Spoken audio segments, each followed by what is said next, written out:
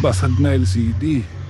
Ito yung mga tricks na ayaw ipakita ng mga kapwa natin technician kasi talagang malaki ang magiging lugi nila. So dito mga sir, kukuha lang tayo ng basag rin na tempered glass at saka itong insinso. Puro kapiraso lang ang kailangan natin yan mga sir. So ilalagay lang natin dyan. Tapos yan, hahaluan natin siya ng basag na tempered glass. Diyan mga sir, didikdikin lang natin yan ng pino-pino. Pupulpusin lang yan mga sir. Itong pamamarana ko mga sir, matagal nang ginagawa to. 1970s pa ginagawa ng mga lolo natin to. So ayan mga sir, kung nakita nyo, powder na yung ating tempered glass at saka yung insinso. So dito isasalin lang natin siya sa plastic. So ayan mga sir, napakasimple lang, napakadali. Hindi mo na kailangan gumastos ng malaki.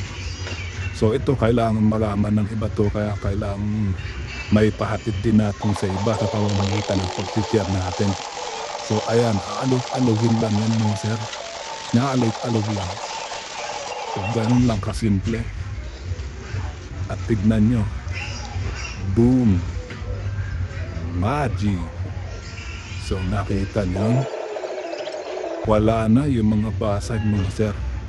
Boom! Magic again!